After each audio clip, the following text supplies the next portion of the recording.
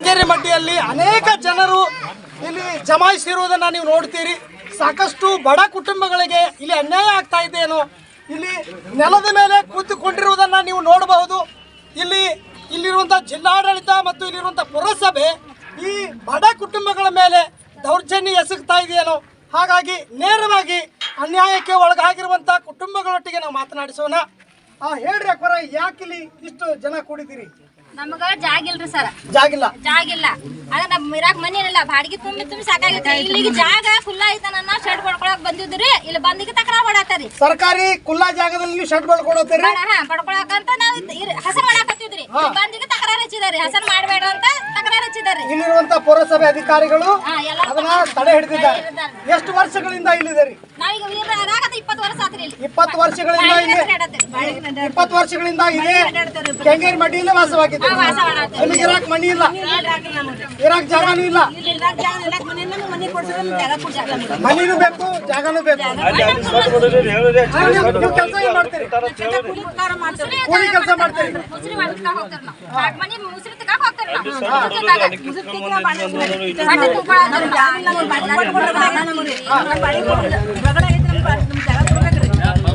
ಇಲ್ಲಿರುವಂತ ಅಧಿಕಾರಿಗಳು ನೀವು ಬಂದಾಗ ಏನಂದ್ರಿ? ಇಲ್ಲಿ ಬಂದಾಗ್ರಿ ನಮ್ಗ ಜಾಗಿಲ್ಲ ಅಂತ ಹೇಳಿರಿ. ಜಾಗಿಲ್ಲ ಅಂತೇರಿ ಅವ್ರೇನಂದ್ರ ತಂಗಿ ಅಲ್ಲೇ ಬಡ್ಕೊಂಡಿರ್ರಿ ಅಂತಂದ್ರಿ. ಅಲ್ಲಿ ಬಡಿಯಾಕು ಕೊಡುವಲ್ರಿ. 3 ಮಕ್ಳ ಹುಡುಗರು ತಗೊಂಡ್ ಹೊರ ಮಕ್ಕಳತ್ತೀರಿ ನಾವ್ರಿ. ನಮ್ಗ್ ಜಾಗ ಬೇಕ್ರಿ. ಇಲ್ಲಿ ಈ ವಾಸ ಮಗಕ್ ಜಾಗ ಬೇಕು, ಜಾಗ ಬೇಕ್ರಿ. ಅಲ್ಲಿ ಎಲ್ಲ ಕಿತ್ತಾರಿ ಸರ್. ಬಡದು ಒಂದ್ 6 ತಿಂಗಳು ಹೋಗಿರ್ತಿಲ್ಲ, ಅದಕ್ಕೆ ಆದ್ರೆ ಬಾಡಿಗೆ ತಿರ್ಗಾಡಕತ್ರಿ ಇವಾಗ ಯಾವಾಗ ಕೊಡ್ತಾರ್ರಿ? ಎಷ್ಟು ಬಾಡಿಗೆ ತುಂಬೋದ್ರಿ? ಸರ್ಕಾರಿ ಜಾಗ ಇಲ್ಲಿ ಸರ್ಕಾರಿ ಜಾಗ ಖುಲ್ಲಾ ಇದ್ರು ಮತ್ ಬೇರೆ ಬೇರೆ ಸಮಾಜಕ್ಕೆ ಕೊಟ್ಟಾರ. ಸರ್ಕಾರಿ ಜಾಗ ಈ ಖುಲ್ಲಾ ಜಾಗ ನಿಮಗೆ ಒಟ್ಟು ಇರಾಕ್ ಜಾಗ ಇಲ್ಲ, ಜಾಗ ಬೇಕು.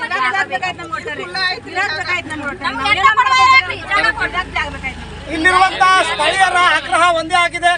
ಬಹಳ ಬಡ ಕುಟುಂಬಗಳಲ್ಲಿ ವಾಸವಾಗಿದ್ದಾವೆ. ಇವ್ರ ಮೇಲೆ ದಬ್ಬಾಳಿಕೆ ಮಾಡೋದು ತಪ್ಪು. ಶೀಘ್ರವೇ ಜಿಲ್ಲಾಡಳಿತ, ತಾಲೂಕಾಡಳಿತ ಈ ಜನರ ಕೂಗನ್ನು ಕೇಳಿ ವೇಗವಾಗಿ ಇಲ್ಲಿ ಇರುವಂತಹ ಅಧಿಕಾರಿಗಳು ಬಡ ಕುಟುಂಬಗಳನ್ನ ಸಂಧಿಸಬೇಕು. ಇಲ್ಲಿರುವಂತಹ ಬಡ ಕುಟುಂಬಗಳಿಗೆ ನ್ಯಾಯ ಒದಗಿಸಿಕೊಡ್ಬೇಕು. ಈ ರೀತಿಯಾಗಿ ಬೀದಿಯಲ್ಲಿ ಕೂತುಕೊಂಡಿರುವಂತ ನೀವು ನೋಡ್ತೀರಿ. ಈ ಬಡ ಕುಟುಂಬಗಳ ಮೇಲೆ ಎಷ್ಟು ದಿನ ಅಂತ ದೌರ್ಜನ್ಯ ಮಾಡ್ತೀರಿ. ಸರ್ಕಾರ ಜಾಗ ಅನೇಕ ಭಾಗಗಳಲ್ಲಿ ಇದೆ ಮತ್ತು ಇಲ್ಲಿರುವಂತಹ ಖುಲ್ಲಾ ಜಾಗ ಬಡವರಿಗೆ ಕೊಡದೆ ಮತ್ತೆ ಯಾರಿಗೆ ಕೊಡ್ತೀರಿ? ಆ ಜಾಗದಲ್ಲಿ ಏನಾದ್ರು ಬಂಗಲೆ ಮತ್ತೇನಾದ್ರೂ ಕಟ್ತೀರಾ? ಅದನ್ನ ಬಡವರಿಗಂತಾನೆ ಸರ್ಕಾರ ಕೊಟ್ಟಿರುವಂತದ್ದು. ಅದನ್ನು ಶೀಘ್ರವಾಗಿ ಮೇಲಿರುವಂಥ ಅಧಿಕಾರಿಗಳು ಅದನ್ನ ಇಲ್ಲಿರುವಂಥ ಬಡ ಜನರಿಗೆ ನ್ಯಾಯ ಒದಗಿಸಿಕೊಡಬೇಕು. ಇದು ಯಾರೇ ಬಂದ್ರು, ಇದು ಯಾರು ಬಂದ್ರು ಸಹ ನಿಮ್ಮ ಹೋರಾಟ ಹಿಂಗೆ ಇರ್ತದ್ರಿ. ಪೊಲೀಸರು ಬಂದ್ರು ಹಿಂಗೆ ಇರ್ತದ್ರಿ. ನಿಮ್ಮ ಹೋರಾಟ ಈ ಜಾಗ ಸಿಗುವವರೆಗೂ ಇರ್ತದ್ರಿ. ಇಲ್ಲಿರುವಂತ ಎಲ್ಲಾ ಜನರ ಕೂಗು ಒಂದೇ, ಹೋರಾಟ ಸ್ಥಳ ಸಿಗುವವರೆಗೂ ನಾವು ಹೋರಾಟ ಮಾಡ್ತೀವಿ ಅಂತ ಹೇಳಿ. ಹಾಗಾಗಿ ಸ್ಥಳ ಸಿಗುವವರೆಗೂ ಹೋರಾಟ ಇರ್ತದೆ. ಬಡವರಿಗೆ ಶೀಘ್ರವಾಗಿ ನ್ಯಾಯ ಒದಗಿಸಿಕೊಡಬೇಕು. ಇಲ್ಲಿರುವಂತಹ ಜನರು ಉತ್ತಮವಾದಂಥ ಮನೆಗಳಲ್ಲಿ ವಾಸ ಮಾಡಬೇಕು. ನಿರಂತರ ಸುದ್ದಿಗಳಿಗಾಗಿ ನೋಡಿ.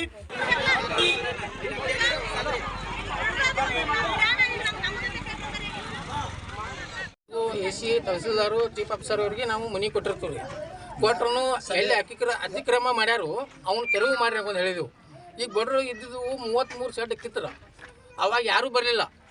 ಈಗ ಬಡ್ರು ಹಾಕೊಳತ್ತಾರ. ಮತ್ತವ್ರು ಈಗ ಒಂದು ಮೀಸಲ ಒಂದು ಸಮಾಜಿಗಾಗಿ ಕೊಡಾತಾರಿ. ಯಾರು ಕೇಳಿ ಕೊಡಾತಾರಿ? ಗೌರ್ಮೆಂಟ್ ಜಾಗ, ನಿಮ್ಮ ಜಾಗನ ಎಲ್ಲಾರು ಬಡ್ರು ಕೊಡ್ರಿ. ಸಮಾಜ ಈ ಸಮಾಜ ಬ್ಯಾಡ ನಮ್ಗೆ.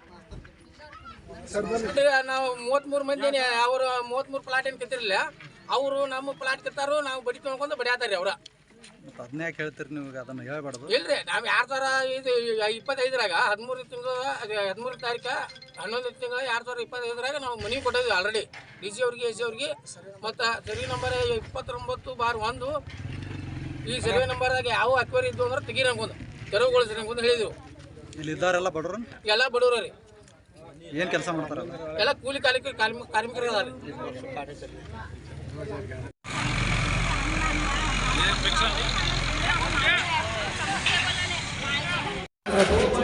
ಕೆಂಗೇರಿಮಟ್ಟಿಗೆ ಸಂಬಂಧಪಟ್ಟ ಹಾಗೆ ಇಲ್ಲಿರುವಂಥ ಸಾಕಷ್ಟು ಬಡ ಕುಟುಂಬಗಳ ಪರವಾಗಿ ಇಲ್ಲಿರುವಂಥ ಸಾರ್ವಜನಿಕರು ಆ ಬಡ ಕುಟುಂಬಗಳಿಗೆ ಯಾವ ರೀತಿ ನ್ಯಾಯ ಒದಗಿಸಬೇಕು ಮತ್ತು ಈ ಕೆಂಗೇರಿಮಟ್ಟಿಯಲ್ಲಿ ಯಾವ ಸಮಸ್ಯೆಗಳಿವೆ, ಯಾವ ಕುಟುಂಬಗಳು ಯಾವ ಜನಾಂಗಗಳಿಗೆ ಇಲ್ಲಿ ಸ್ಥಳ ವಿಸ್ತಾರವಾಗಿದೆ, ಸವಿಸ್ತಾರವಾಗಿ ಇಲ್ಲಿರುವಂತಹ ಜನಸಾಮಾನ್ಯರು ಅದರ ಬಗ್ಗೆ ಏನು ಹೇಳ್ತಾರೆ ಅಂತ ಕೇಳೋಣ.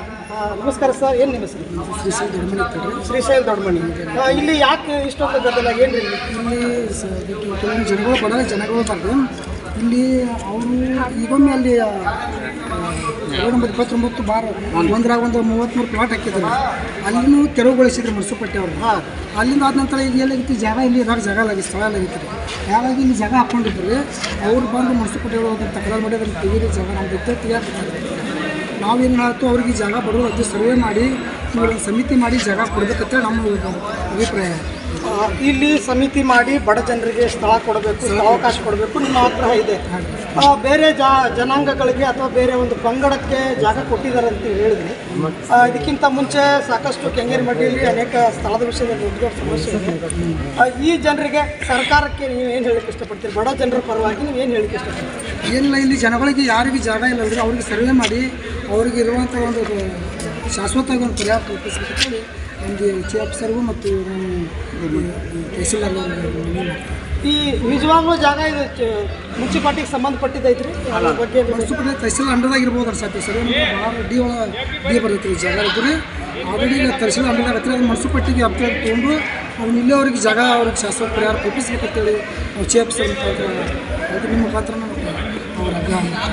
ಇಲ್ಲಿರುವಂಥ ಬಡ ಕುಟುಂಬಗಳು ಆಗ್ರಹ ಒಂದೇ ಆಗಿದೆ. ಬಡ ಕುಟುಂಬಗಳು ಯಾರಿದ್ದಾರೆ ಅವುಗಳನ್ನು ಸೂಕ್ತವಾಗಿ ಪರಿಶೀಲನೆ ಮಾಡಿ, ಅತಿ ಕಡು ಬಡವರು, ಸ್ಥಳ ಇಲ್ಲದವರು ಅವರಿಗೆ ಶೀಘ್ರವಾಗಿ ಸರ್ಕಾರ ಸ್ಥಳಾವಕಾಶ ಮಾಡಿಕೊಡ್ಬೇಕು. ಪುರಸಭೆ ಕೂಡ ಅದಕ್ಕೆ ಸಹಕಾರ ಕೊಡಬೇಕು ಮತ್ತು ತಹಸೀಲ್ದಾರ್ ಸಹ ಮುಂದೆ ನಿಂತು ಇದರ ಬಗ್ಗೆ ಕೂಲಂಕುಷವಾಗಿ ಇಲ್ಲಿರುವಂಥ ಬಡ ಕುಟುಂಬಗಳಿಗೆ ನ್ಯಾಯ ಒದಗಿಸಿಕೊಡಬೇಕು ಎಂಬುದಾಗಿ ಇಲ್ಲಿರುವಂಥ ಜನರ ಆಗ್ರಹವಾಗಿದೆ. ಮತ್ತು ಕೆಳಗಡೆ ಒಬ್ಬರು ಹಿರಿಯರಿದ್ದಾರೆ, ಅವ್ರನ್ನೂ ಕೂಡ ನಾವು ಮಾತಾಡಿಸೋಣ. ಹೇಳಿ ಸರ್, ನಿಮ್ಮ ಹೆಸರೇನು? ನನ್ನ ಹೆಸರು ಆದಿತ್ಯ ಅಂತ ಸರ್.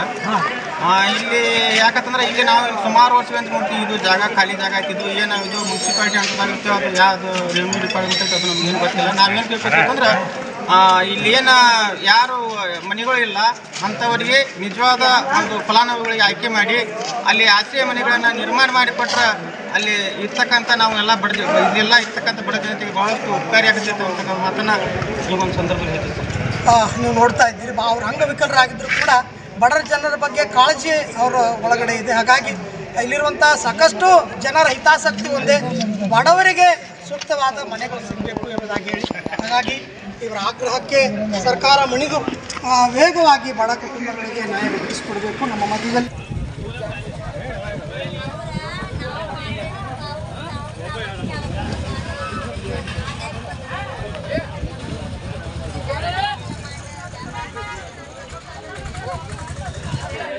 ಅಲ್ಲ ಮತ್ತೆ ಅವಾಗ ಊರಾಗಿರ್ಲಿಲ್ಲ, ಆಯ್ತಾ ಸುಟ್ಟೈತಿ ಅವತ್ತು ಊರಾಗಿಲ್ಲ, ಈಗ ಮಾತ್ರ ನೋಡಿ ಈಗೇನೈತೆ ಸ್ಟಾಪ್ ಮಾಡಿಸ್ತೀವಿ ಸರ್.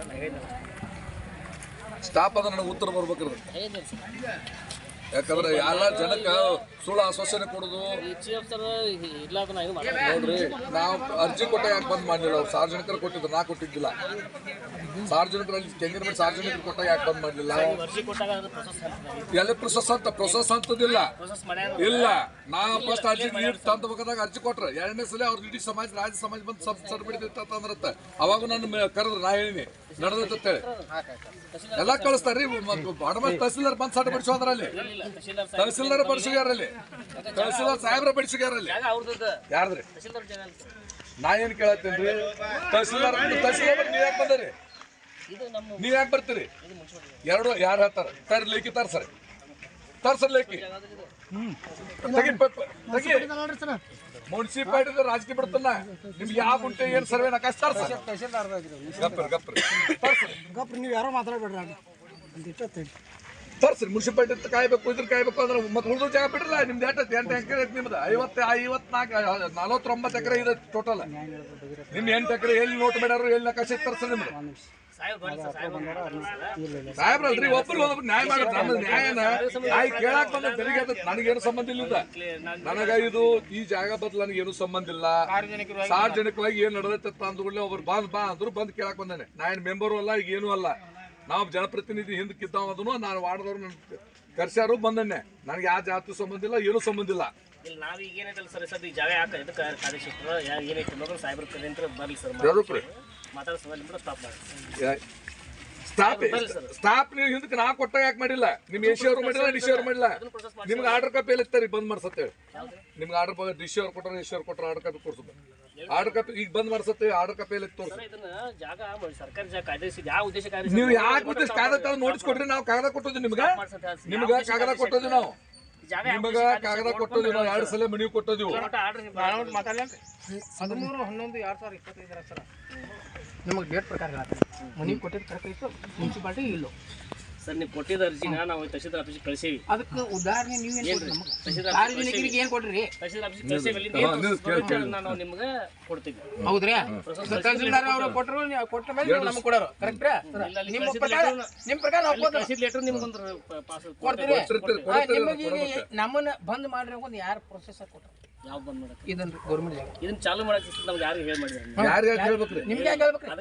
ಮುನ್ಸಿಪಾಲಿಟಿ ಜಾಗ ಅಲ್ಲ ಸರ್, ಗೌರ್ಮೆಂಟ್ ಡಿಸಿ ಅವರಿಗೆ ತಹಶೀಲ್ದಾರ್ಗೆ ಎಲ್ಲಾರಿಗೂ ಮನವಿ ಕೊಡೋದು. ಬರ್ಲಿ ಸಾಹೇಬ್ರು ಬಂದ್ಮೇಲೆ ವಿಚಾರಿಸಿ ಅಲ್ಲಿ ಮಟ್ಟ ಹೋಗ್ಬಿಡ್ರಿ. ಫೋನ್ ಹಚ್ಚಿದ್ರಿ ಅವ್ರು 500 ಬಂದಾರೆ 200 ಮಂದಿ ಬಂದಾರೆ ಹೇಳ್ತಾರೆ. ಅವ್ರಿಗೆ ಎಲ್ಸ್ ಬಂದ್ರೆ ಜನ ಬಂದ್ರಿ ಈಗಲೇ ಇಲ್ಲಿ ಮಂದಿ ಬಡವ್ರು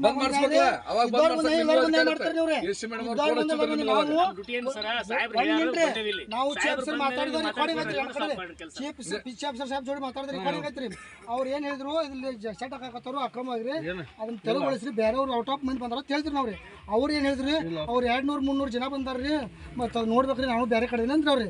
ಅವಾಗ ಈಗ ಬೇರೆ ಕಡೆ ನೀವು ತಡಿಬೇಕಾಗಿತ್ತು. ಅವ್ರು ಬಂದ್ ಬಳಕ ನೀವು ಇಲ್ಲಿ ಬರಬೇಕಾಗಿತ್ರಿ. ಮಾನ್ಯ ನೀವು ಅವತ್ತು ಬಂದ್ ಹಿಡಿಸಿಲ್ರಿ ಅದನ್ನ ನೀವು.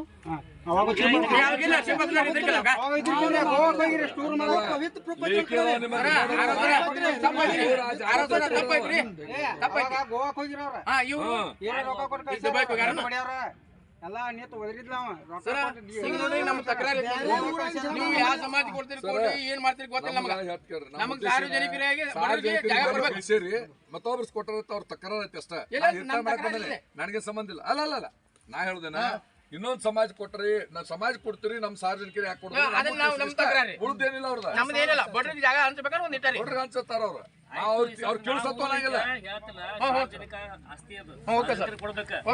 ಸಾಹೇಬ್ರು ಬರೋ ಮಟ್ಟ ವೇಟ್ ಮಾಡಿ ಸಾಹೇಬ್ರು ಕ್ರಮ ನಾವು ಲಕ್ಷ ಗಂಟೆ ಖರ್ಚು ಮಾಡಿವಲ್ಲ ಸರ್. ನಾವು 1 ಲಕ್ಷ ಗಂಟೆ ಖರ್ಚು ಮಾಡಿವಲ್ಲ. ಈಗ 33 ಸಾವಿರ ಕಿತ್ತಾಗ ನಾವು ಕೋಟಿ ಗಟ್ಟಲೆ ಲಕ್ಷಣ ಆಗೈತಿ. ರಗಡೆ ಮಾಡ್ಯಾರಿ ನೀವು, ಹೌದ್ರಿ? ಈಗೂ ಇನ್ನ ಲಕ್ಷಣ ರೇಟ್ ಆಗತ್ತೆ ಆಗಲ್ರಿ. ನಾವು ಸೈಡ್ ಬಿಡ್ಕೋತೀವಿ, ನೀವು ಬಂದು ಕೇಳ್ಸರಿ. ನಿಮ್ಮ ಗೌರ್ಮೆಂಟ್ ಏನೈತೆ ಅವ್ರು ತಗೊಳ್ತೀವಿ.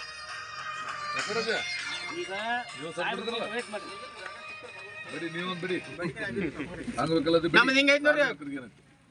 ಸಾಹೇಬ್ರ ಯಾವ ಬರೋರಿ ಅವ್ರ? ಇನ್ನೊಂದ್ರಿ ನಮ್ದು ಹಿಂಗೈತಿ. ನಿಮ್ಮ ಮುಂದೆ ಮನವಿ ಐತಿ.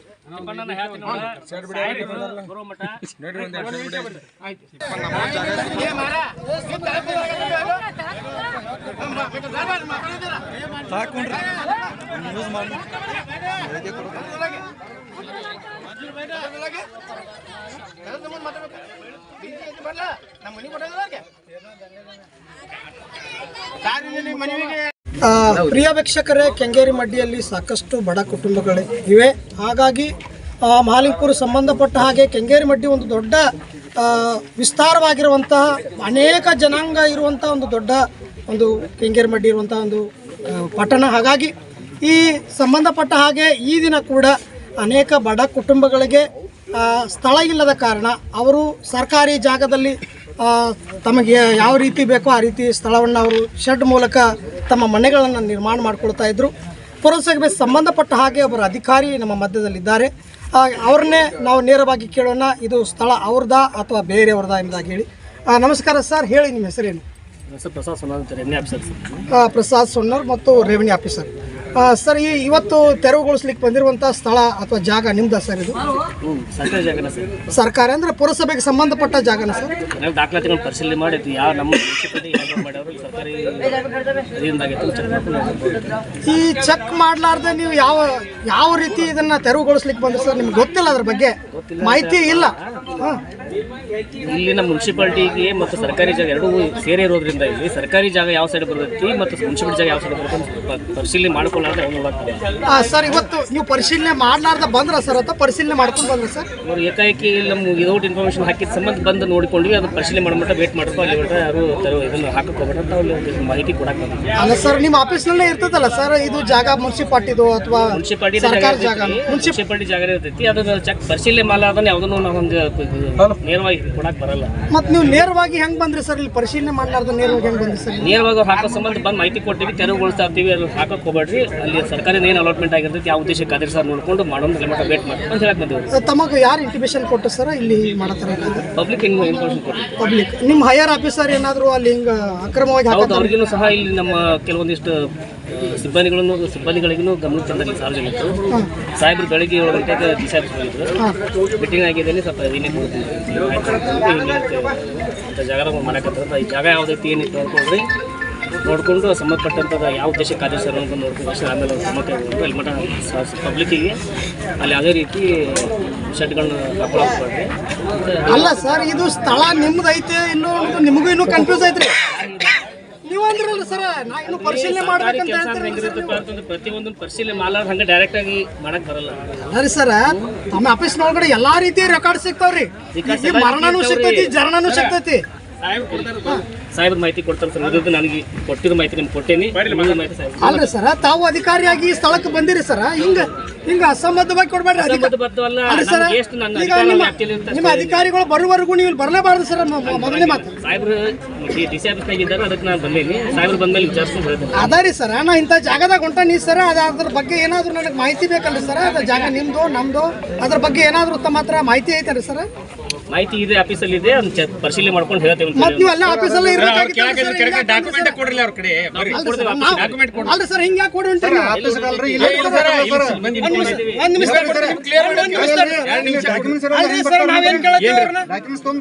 ಮೇಲಾಧಿಕಾರಿ ಆದೇಶವನ್ನು ಮೌಖಿಕ ಹೋಗಿ ಆದೇಶ ಪಾಲಿಸ್ಬೇಕು. ನಾವು ಎಲ್ಲ ಕಡೆ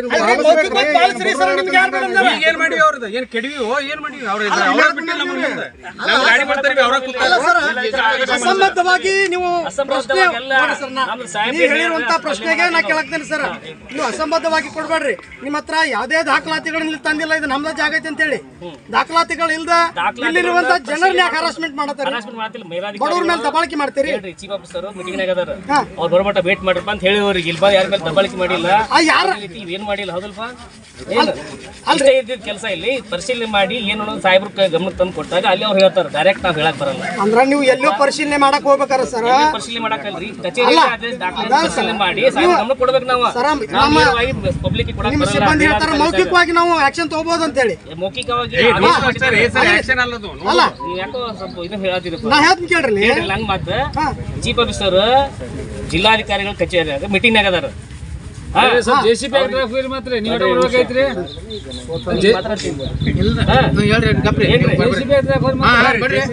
ಸರ್ ಅವ್ರು ಬಿಡ್ರಿ, ಈಗ ನೀವು ಹೇಳ್ರಿ ಈ ಜಾಗ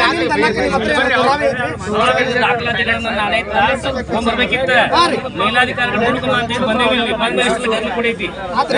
ಇಲ್ಲಿ ದಾಖಲಾತಿಗಳು ಇದು ಕಾಂಪ್ಲಿಕೇಟೆಡ್ ಐತೆ ಗೊತ್ತಿದ್ರು ದಾಖಲಾತಿ ಸಮೇತ ಬರ್ಬೇಕಾಗಿತ್ತು. ಹೌದ್ರಿ ಸರ್, ದಾಖಲಾತಿ ಇಲ್ಲಾರ್ದು ನೀವು ಮೊದಲೇ ಮಾತಿಲ್ ಬರಲೇಬಾರ್ದು.